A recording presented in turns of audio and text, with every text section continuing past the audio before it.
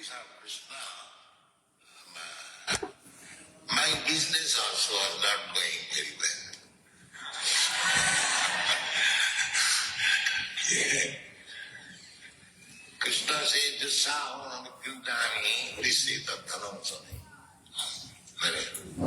somebody wants to be actually devotee of Krishna, at the same time keeps his material attachment, then Krishna's business is, he takes away everything, material, so that same person he becomes,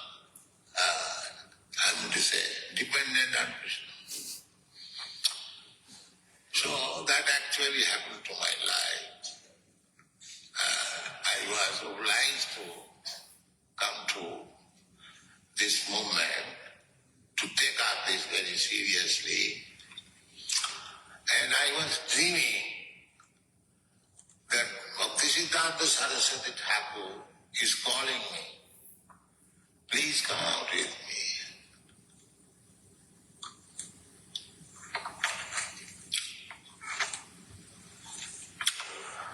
So I was sometimes horrified. What is this? I have to give up my family life. BhaktiSiddhantha Sarasvati Thakura is calling me. I have to take sannyas. Oh, I was horrified. But I saw several times calling me. So anyway, it is by His grace I was forced to give up my family life and so-called business life. And He brought me somewhere or other in preaching His gospel. So, this is a memorable day. What He deserved. I am trying little bit, and you are all helping me. So I have to thank you more. You are actually representative of my Guru Maharaj.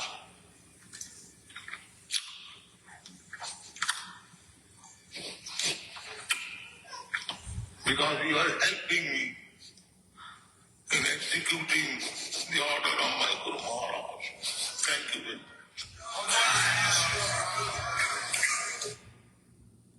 You can hear Srila Prabhupada's emotion. He is weeping and remembering his spiritual master and also expressing, the great gratitude to the followers of this movement, because Srila Prabhupada was given the instruction by Srila BhaktiSiddhantha Saraswati Thakura to bring this message to the West. So anyone who helps in that movement, you can see how appreciative Srila Prabhupada was, and how it touched in the core of his heart. He ends the lecture right there and gets up because he was not able to control his feeling of separation, like we saying Jai Nila Pramyadana Corona Prachur. Narottam Das Thakur is saying that this lamentation is because we are missing the association. So let us celebrate and glorify BhaktiSiddhantha Saraswati Thakur by understanding his extraordinary contribution. It's actually historic, and it's an inflection point in the dissemination of Chaitanya Mahaprabhu's mercy that we don't often acknowledge or understand. So this is a great day to actually meditate on this. So I'll go into a little bit detail of his presence just for my own purification. Enjoying is one of my favorite topics to discuss ever, is the BhaktiSiddhantha Saraswati Thakur's history. So we have to rewind the clock, actually. So when Chaitanya Mahaprabhu came, he came to preach this message of devotional service. And we know he distributed it far and wide. The most fallen were the first in line to receiving his mercy. And he engaged everybody in the chanting of the holy names, and giving this highest rasa of Madhurya rasa, this loving relationship with Krishna in conjugal relation, to everybody, and the most confidential of confidential, Chaitanya Mahaprabhu was giving. It is a merciful incarnation. And after his departure, the movement and his messages continued for a period of time. But after about 200 years, so you can say in the early 1700s, maybe mid-1700s, then the pure teachings of Chaitanya Mahaprabhu became lost. Many other people came and started taking the teachings and sort of corrupting them to suit some personal motives, and the core pure teaching of Chaitanya Mahaprabhu was lost. And thus Chaitanya Mahaprabhu sent one of his pure devotees to come and revive these teachings. And that was Srila Bhaktivinoda Thakur. So Srila Bhaktivinoda Thakur comes, he's one of the manjaris in the eternal Leela of Krishna, and he came to re-establish Chaitanya Mahaprabhu's pure teachings. So he wrote prolifically. And he wrote many, many, many books, hundreds of books. Unfortunately, we don't have many of them today. But he wrote prolifically to re-establish this pure teaching of Chaitanya Mahaprabhu. But he was lamenting that he didn't have the capacity to go out and spread it. And so he prayed to Lord Jagannath. He was staying in Jagannath Puri at this time. He was a magistrate in the British government.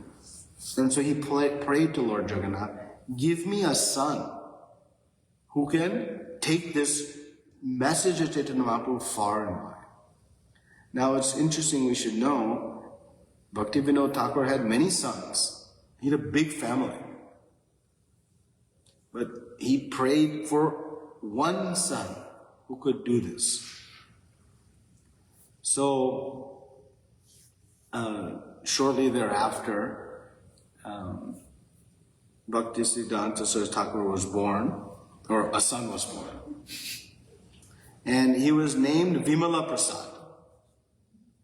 Because, if you go to Jagannath Puri, Vimala Devi, her temple is just behind Jagannath Ji's altar. And all the Mahaprasad that comes off the altar, so all the bhoga that's offered to the Lord, as soon as the Lord is finished taking, that Mahaprasad is first offered to Vimala Devi.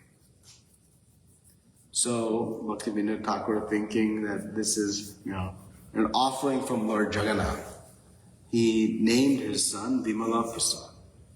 And there were many very early indications of his extraordinary nature. When the astrologer came to do his horoscope, he was stunned. He says, our whole life I've been doing horoscopes. I have not seen a person like this.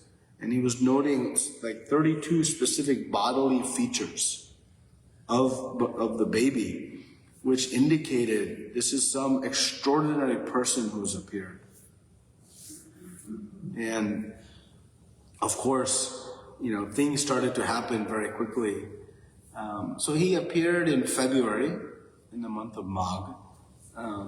And so Rath Yatra takes place just a few months later. And because Bhaktivinoda Thakur was a magistrate, he was staying right on the main road. So his mother, during the procession, thought to take this young baby out to the balcony on the second floor to have darshan from a distance of Lord Jagannath. So his mother, Shriyukta Bhagavata Devi, took Vimala Prasad out to the balcony. And as soon as Lord Jagannath's Rath came, it stopped. And we know that Lord Jagannath's Rath, when it stops, doesn't matter how hard you pull, it won't go. And this happens regularly. And it stopped. And it would not move. She took this as, a good opportunity. Maybe I can take my son to have darshan on the chariot. So of course, being a very, a high personality, she very easily was able to go. And she reached the chariot and she puts Lord Vimala Prasad at the feet of Lord Jagannath. And immediately one garland from Lord Jagannath fell and perfectly encircled him. The pandas went crazy. They were stunned. They're asking, who is this boy? So early on, there was actually when he was born, his umbilical cord was wrapped around him just like a Brahmin thread. Which again, these things never happen.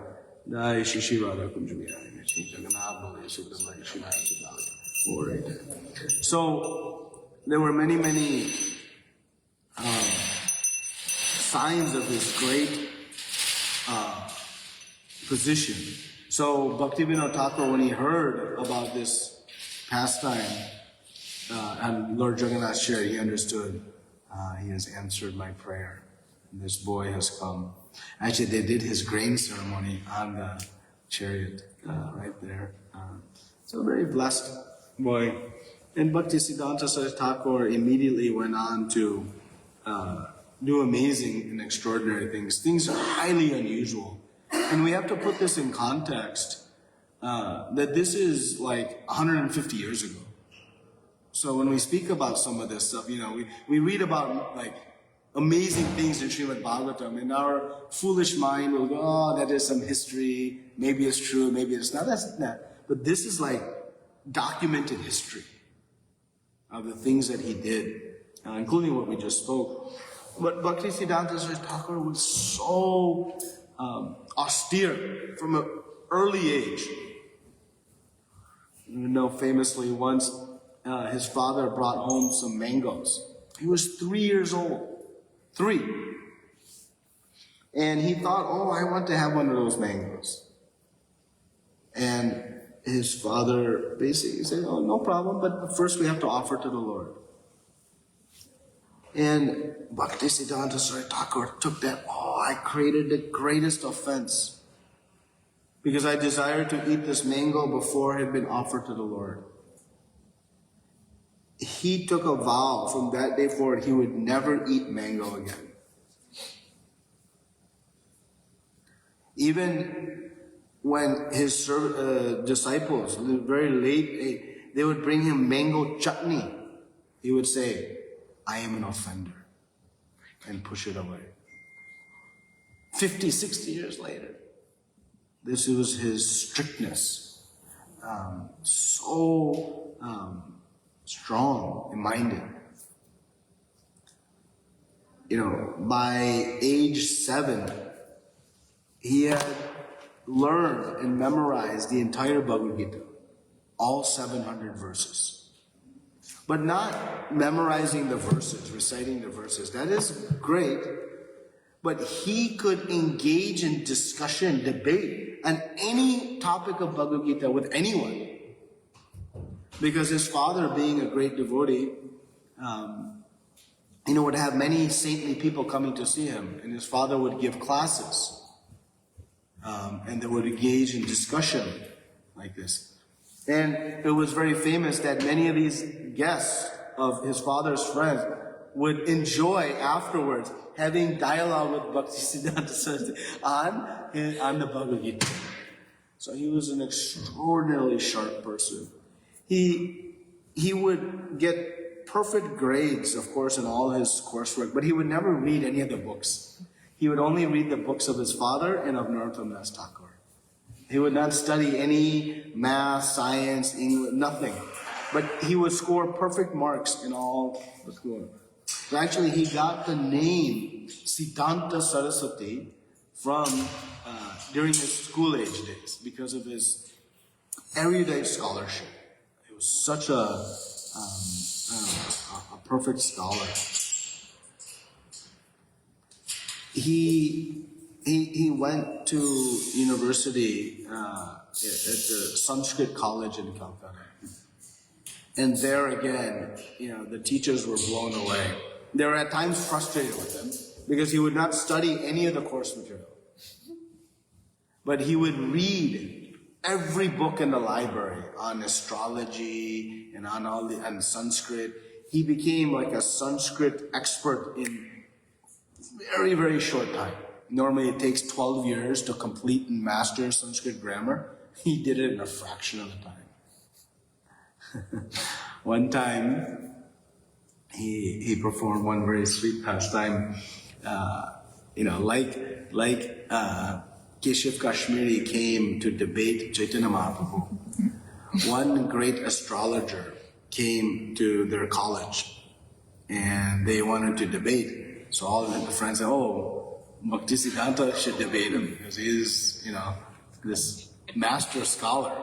So they engaged in debate, and this person who is like a country-renowned scholar was so thoroughly defeated and humiliated that when the debate he passed urine all over himself. He was completely overwhelmed.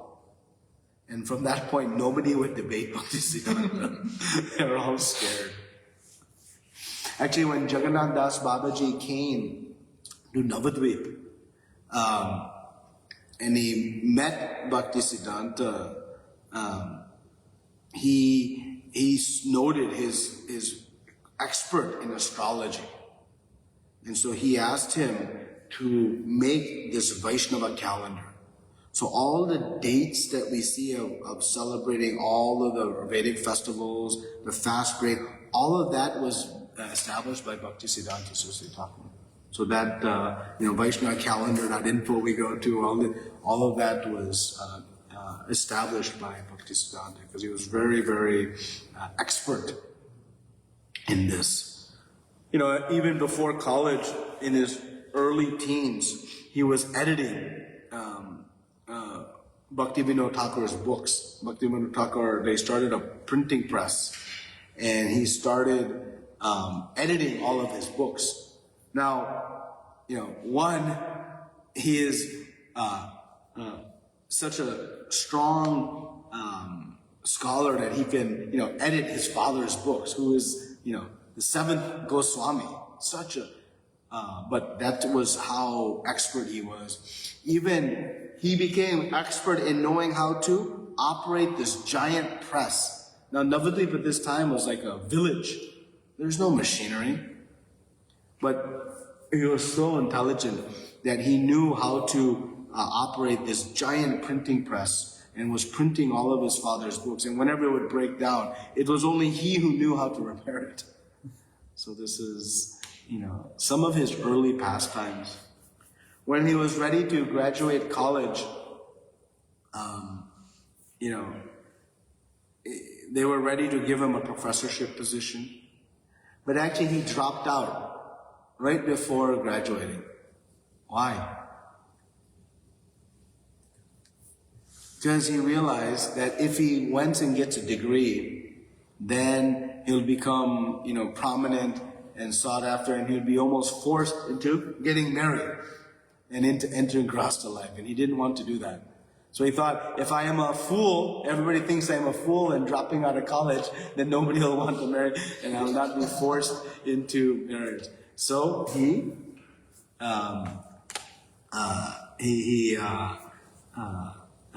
dropped out. But because he was so scholar, actually, right after college, he went to go work for the king of Tripura. And he was writing all of the lineages of the royal family.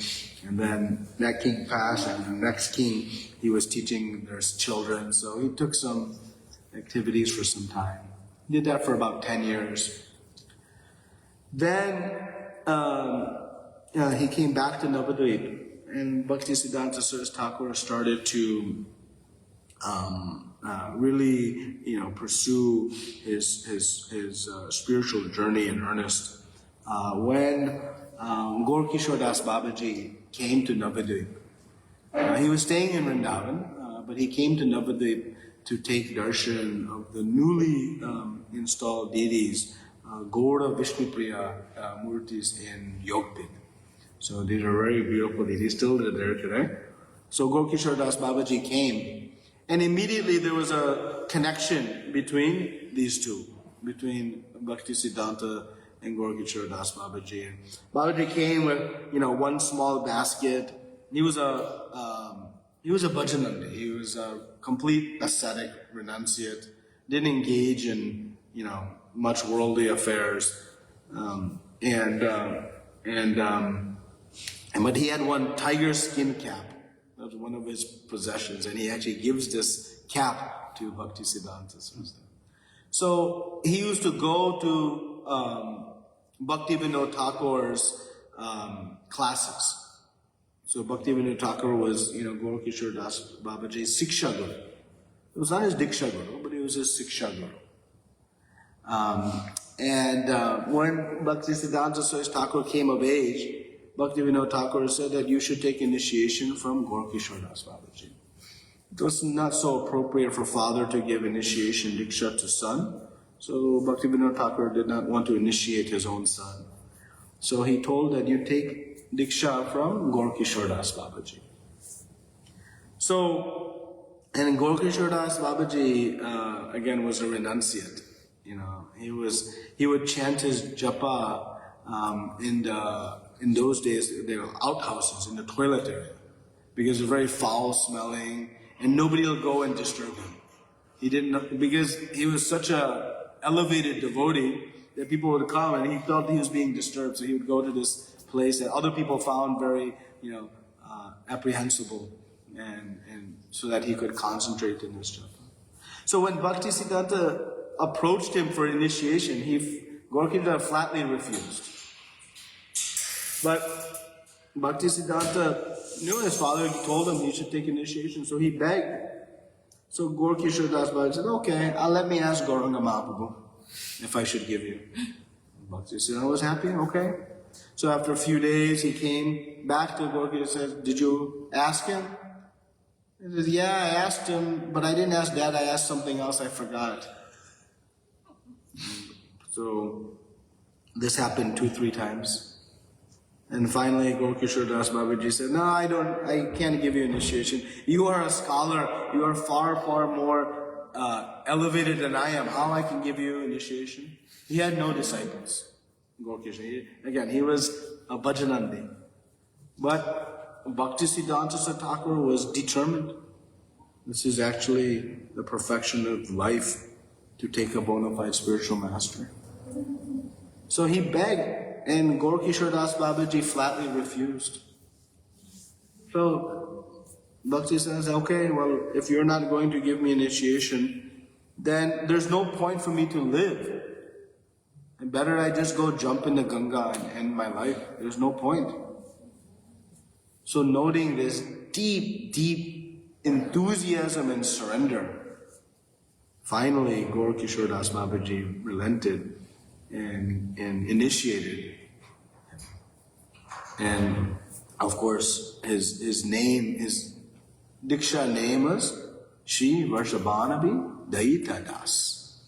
That is his initiated name, and then later became known as BhaktiSiddhantha Sarasvati Thakur.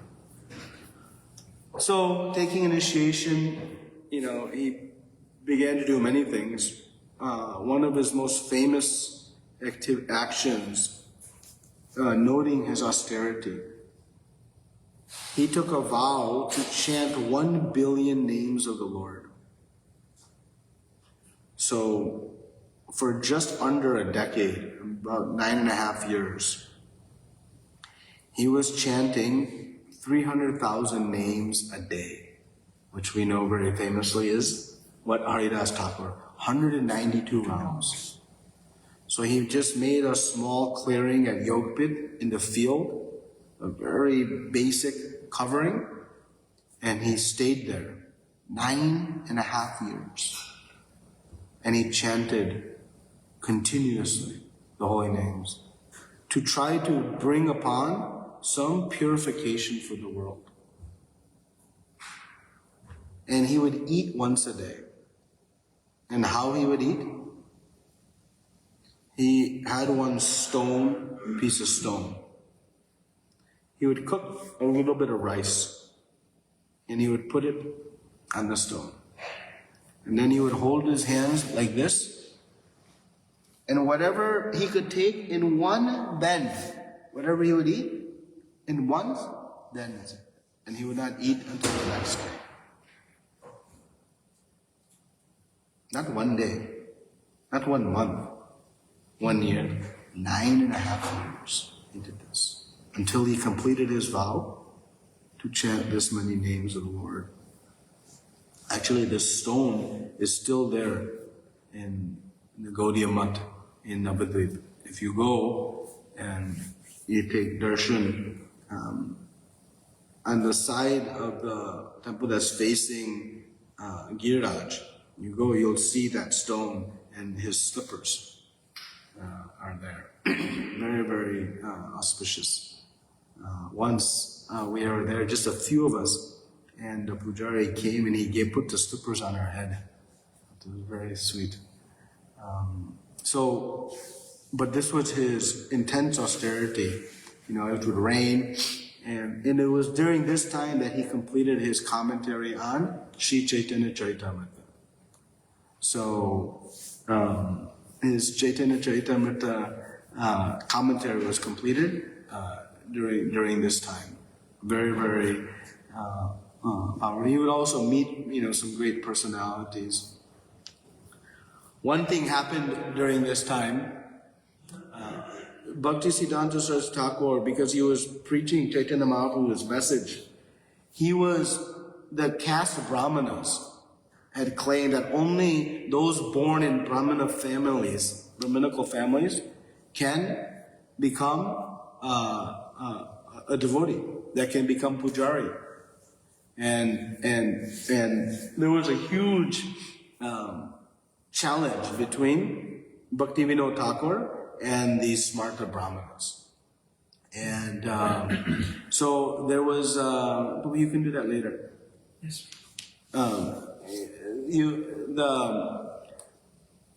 There was a huge debate organized, and this was to once and for all settle whether this opportunity was based on birthright or qualification. What is the position of Vaishnava? So Bhaktivinoda Thakur had written so much about this, and he was prepared, to debate the other side. And all the devotees were very ecstatic, because finally, once and for all, this would be settled in public, and there would be no longer any issues. But just like 3 days before this, it was the Baligai Showdown. Bhaktivinoda Thakur became deathly ill. He was in his bed, he could not move, and now they were, completely lamenting that how, this settling of this issue could be had. And so, at that time, BhaktiSiddhantha Saraswati Thakur wrote a paper. And he wrote a paper about the position, the supremacy of Vaishnava over Brahmanas, and quoting so much Shastric evidence. So when Bhaktivinoda Thakur read this paper, he said, oh, okay, he can go. And the devotees were a little apprehensive. This is a relatively young boy, unproven, and to have this type of debate that was once and for all going to settle this topic, they were very nervous about Bhaktivinoda Thakur. So they went, 3-day debate was had. So first the Brahmanas spoke. And they spoke for about 1.5 days and presented all their rationale and logic. Everything to proving that one must be born in a Brahmana family first to be able to practice. So then it was BhaktiSiddhantha Saraswati Thakur's time to speak. And for the first half of his lecture, he just glorified them. And everybody became stunned. Oh, they converted BhaktiSiddhantha. And then he began to systematically destroy every one of their points. Point by point he went, and with Shastric evidence, just completely destroyed. They all immediately surrendered. They were so convinced. And at the end of this 3 days, it was such a raucous that there was a mob scene coming to take darshan of BhaktiSiddhantha Saraswati Thakura. Because they were so stunned that the security guard, they thought this whole thing was going to collapse. So they very intelligently, they took a bucket of water. They dunked his feet in the water and then began sprinkling the water so that people would stay back, feeling they got darshan. Because they were so overwhelmed by his presentation and his spirituality. So this is BhaktiSiddhantha. And yet he hasn't done anything of most significant. This is all the preview to his most significant accomplishment. So still up until this time, the spiritual practices were relegated to, the holy dhams. That this was not being propagated out into the masses. And BhaktiSiddhantha would often tell Gaura-Krishna, I'm going to go to Calcutta and start preaching. And going, no, don't go. Maya will grab you. Don't go. And Bhakti said, Maya can't touch me. Well, that's kind of being proud, right? He said, no, Maya can't touch me because I'm going to go into Calcutta with your shoes on my head. Okay. With the blessings of you, how Maya can touch me. So like this, BhaktiSiddhantha had this desire. So after Gaura-Kishore Das Babaji left his body, that also is a very elaborate pastime, but it's getting late, so we'll not go there. But Bhaktivinoda Thakur had left, Jagannath Das Babaji had left, so everybody had left, and he was feeling lonely, much like Narottam Das Thakur was feeling after losing association.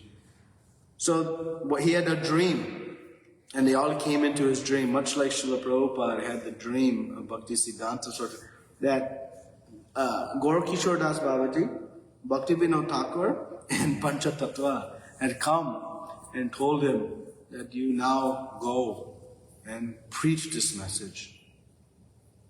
So he takes sannyas and he goes to Calcutta. This was in 1918.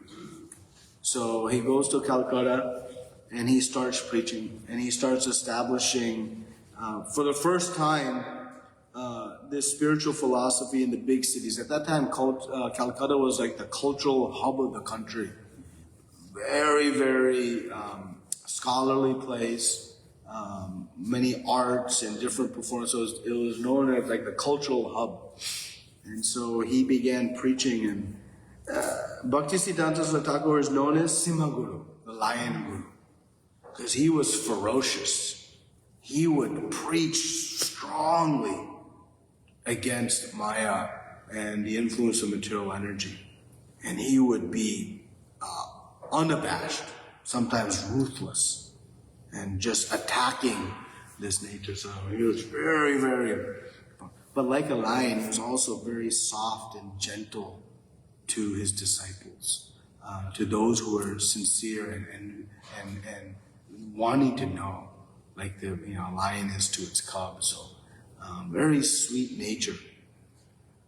And BhaktiSiddhantha innovated so many things. So again, first took this process to the cities. He very early on began printing books because he knew that a mridanga you can hear for a few moments and 1 or 2 blocks.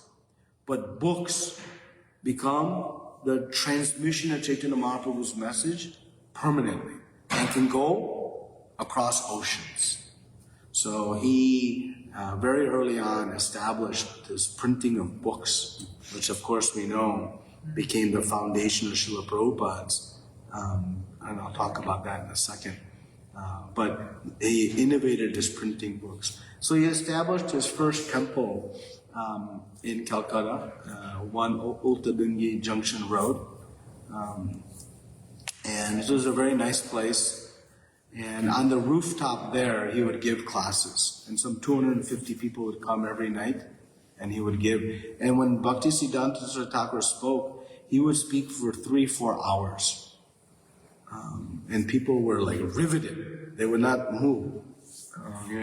Srila Prabhupada, when he came, he would speak for like 30 to 45 minutes because it was time, place, circumstance. But BhaktiSiddhantha would speak. So one time, Srila Prabhupada speaks earlier in this lecture that his friend Narendra had asked him, hey, some sadhu has come, Prabhupada, and then they were studying in Calcutta at that time. So, which I think they had finished their studies, but they were working in that area. So this was 1922. I says, come and see this sadhu. And Prabhupada said, I'm not interested. I've met many sadhus. Most of them are bogus. His father would always invite different sadhus to his house. So, but he was not income. But Narendra was like, Prabhupada said, he dragged me to the class. He dragged me to the class. He says in such a sweet way. And so Prabhupada went, and immediately hearing the discourse, he said, this is the person who will transmit Chaitanya Mahaprabhu's message. This is the bona fide. So immediately he recognized. And Prabhupada says in this lecture that immediately hearing, after seeing, he accepted BhaktiSiddhantha as his guru in his heart. Not officially, but in his heart. He said, this is my spiritual master. So he was really stunned. Of course, after the lecture ended, immediately BhaktiSiddhantha noted Srila Prabhupada's presence, and particularly his English-speaking ability. And he immediately instructed him that you preach this message to the West. And Srila Prabhupada started debating with BhaktiSiddhantha. He said, we must first become independent, because nobody will take message from a dependent nation. And BhaktiSiddhantha Thakura smashed it with all kinds of logic. And Prabhupada again says in this lecture, thankfully I was defeated. You have to hear this lecture. Very, very sweet lecture. And so he defeated, and as he's walking out on the street with his friend, he was just telling Nanda, yes, this is now the person who will rely. So Srila Prabhupada very shortly thereafter left Calcutta and went to Allahabad. And there he started a pharmacy business. And he was always thinking, when I'll meet these Gaudiya Math people again. I met one great sadhu. So in 1928, so about 6 years after meeting, 5 years later, the Gaudiya Math people came to Allahabad and they started inquiring about this, and everyone told him, go see this Abhay Babu. He's a very spiritual man. He'll help you.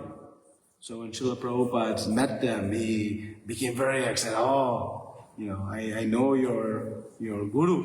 And so he very nicely was helping them establish a Gaudiya Math in Allahabad. And then in 1932, BhaktiSiddhantha Thakura was doing a Vraj Mandal Parikrama program. And there, Srila Prabhupada took one day. He could only get off from his business one day. So he went and he reached the campsite where they were. And at the campsite in the afternoon, they had two options. There was an option to go see some of the holy sites nearby in Vrindavan, Vraj, very auspicious. And also at that time, BhaktiSiddhantha Thakura was going to be giving a discourse. So most people went for darshan, of course. You go to Holy Dham, you go to see the Lord. But Srila Prabhupada knew, he was very intelligent. He said, you see the Dham with your ears, by hearing from the pure devotee. So he stayed back.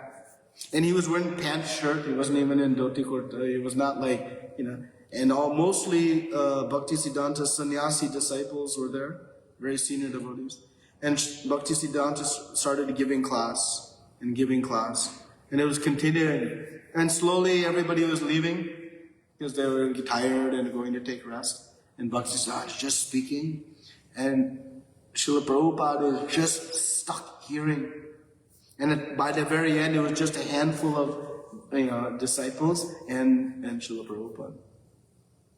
But he was attached to hearing every word of Srila BhaktiSiddhantha Sutta. So after this, BhaktiSiddhantha actually came to Allahabad. There they presented Srila Prabhupada for initiation. I said, can you give Diksha to Srila Prabhupada? And BhaktiSiddhantha saw and said, oh, yes, this boy, he likes to hear. And being inspired by his attraction to hearing, he gave him both first and second initiation at the same time. So he became officially a disciple of BhaktiSiddhantha Sarasvati Thakura. This was in 1932. So just 4 years, because BhaktiSiddhantha left on December 31st night, January 1st early morning, 1936, entering into 1937. So Srila Prabhupada met BhaktiSiddhantha a handful of times, just a few times. But very powerful instructions came.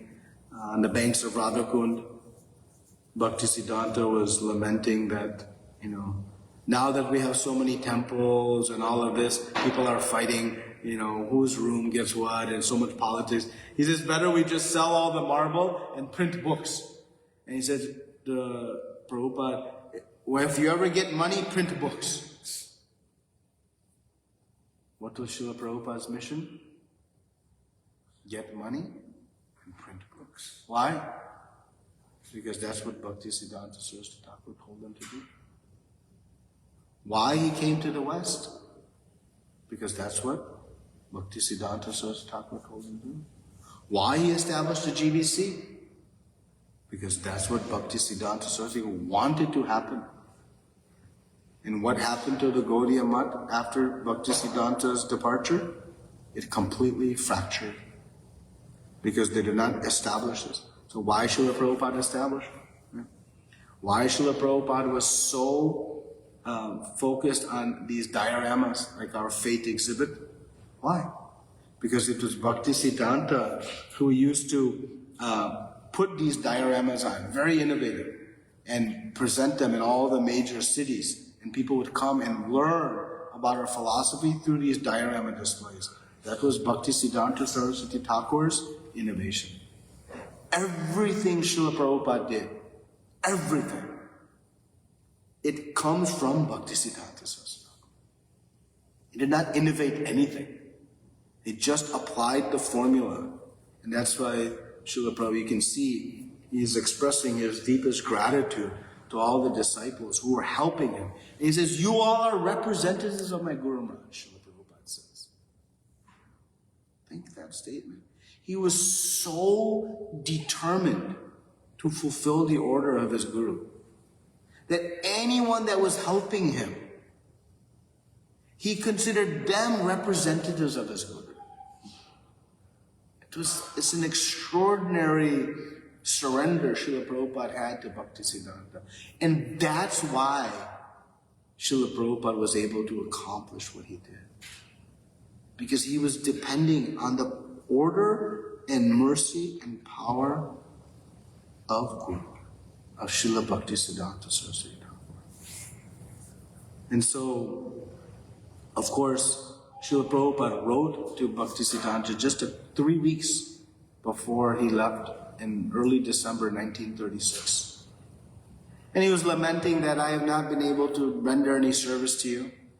I'm busy in my pharmacy work and my business. He was sending money. He was sending big money to BhaktiSiddhanta for establishing him, but he was not able to render personal service. And BhaktiSiddhanta replied back to his letter, and he said, again, you preached in the West. So he gave that same instruction he gave the very first meeting in 1922. He gave 14 years later. And that became the life mission of Srila Prabhupada. So we are the beneficiaries, because if Srila Prabhupada had not come to the West and preached to us, where we would be? And he came because BhaktiSiddhantha Sarasvati ordered.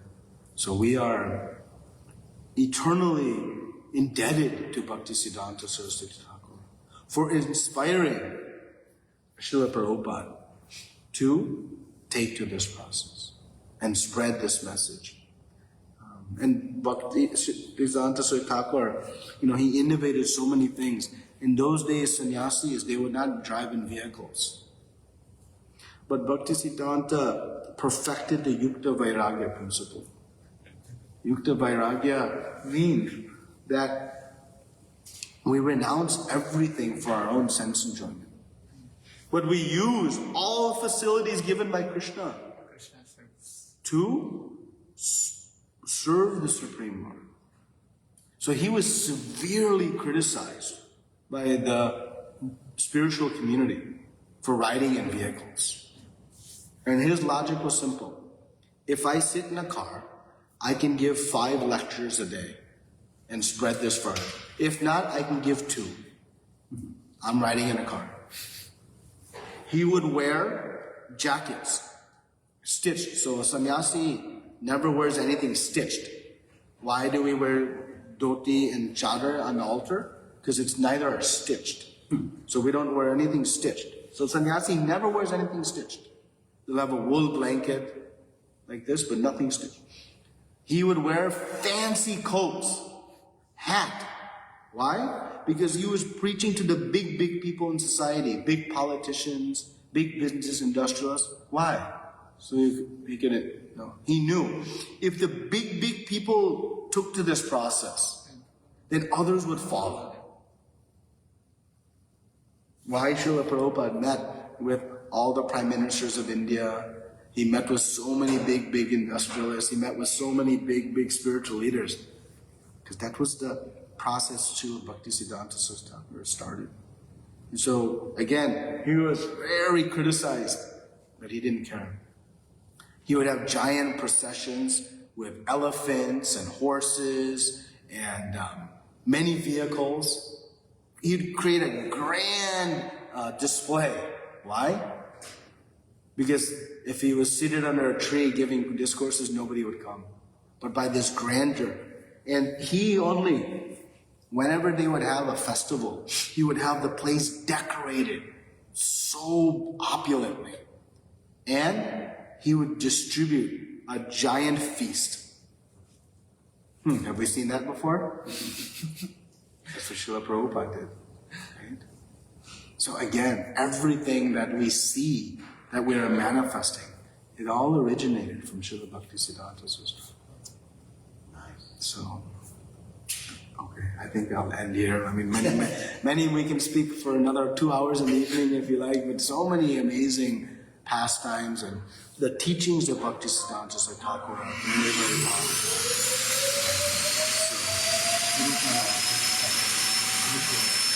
Turns off? That's predicted.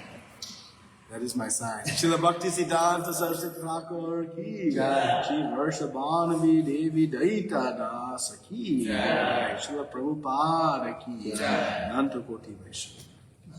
Any questions or comments? Yeah, how long was he his spiritual master? How long of Srila Prabhupada? Eternal. Well, I meant from the time you met it, how long was he? 1932 to 36, so 4 years of Prakat Lila, meaning manifest, but of course for all of Srila Prabhupada's duration. Right. Because there's no difference between Prakat and Aprakat pastimes of the spiritual master. His living pastimes are non-different from his non-living pastimes. There's no less or diminution in potency when it comes to that. So, sometimes we wonder and lament, well, I want to take Guru, but I don't see my Guru, I'll never, be in touch with them, then how they can guide me. And on one hand, it's okay to have that, but on the other hand, we should understand their relationship is not based on physical proximity. Srila Prabhupada met BhaktiSiddhantha only a handful of times. Literally a handful of times. They did not have so much physical association. But how much association? Srila Prabhupada's every step was a personal instruction from Srila BhaktiSiddhantha Saraswati, including to take sannyas. So this medium is not a material medium. It is a spiritual medium. But that medium is opened with our surrender. When we open our heart, ready to take the instruction of Guru. Not, well, if Guru tells me this, it's good. If Guru tells me that, it's bad. But one is enthusiastic, eager, and begging. Guru, you please fix me and correct me. Then Guru will speak to us far past his physical presence. Far past his physical presence. So, that's the relationship between Guru and disciple. Even BhaktiSiddhantha Thakura, how much association he had with Gaurkishore Das Babaji. Because Gaurkishore Das Babaji was in the jungles doing his pastimes. 10 years, BhaktiSiddhantha is just chanting his holy names. So that's the dynamic relationship between Guru and disciple. But that relationship, see, it's available to all disciples. BhaktiSiddhantha Saraswati Thakur had thousands of disciples.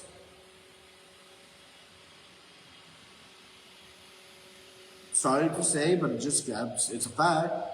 Several even went to different parts of the world trying to spread this message under the instruction of BhaktiSiddhantha Saraswati Thakur. They went to London specifically, and it didn't work. Why it worked for Srila Prabhupada? The mercy is coming the same. Because he was a surrendered disciple. It is in our hands, not Guru's hands to make it happen. We go to Guru, Guru, please bless me, please bless me. Guru is blessing. Are we ready to receive those blessings? Are we surrendered? So, the depth of relationship between Guru and disciple is in our hands, not in the Guru's hands. Guru is fully giving to disciple. But the difference is how much are we ready to take? And that is the beauty of it. So, because we control it, we can make it happen by being in this surrendered mood, We go to Guru and we ask him to sanction our desires. Guru, I'd like to do this, is it okay? That's a very counterproductive way to approach the spiritual master. Because if the Guru thinks it's not okay for us, but if he thinks we're attached to that, he'll tell us, yeah, go do it. Why? Because he doesn't want us to disobey his order. That's a bigger offense. So now we are doing something, we think, oh, Guru told me to do it. Guru didn't tell us to do it. But we asked, and he had to say, so what to do? Better is, we go to Guru. Guru, please guide me what is best for me. You please tell me what is best for me. What did Arjuna tell to Krishna in the 7th verse, 2nd chapter? He said, you please instruct what is best for me. He didn't say, is it okay if I run away to the forest and not fight this war? That's what he wanted. But that's not what he asked Krishna. He told Krishna, you tell me what is best for me. So, our mood of approaching the Guru is what defines it. And that's why Srila Prabhupada was able to perform extraordinary feats unknown to humanity. Because he was harnessing the power of the great Simha Guru, Srila BhaktiSiddhantha Saraswati Thakur. But he had many disciples. But Srila Prabhupada was able to do something nobody else was able to do because of that surrender.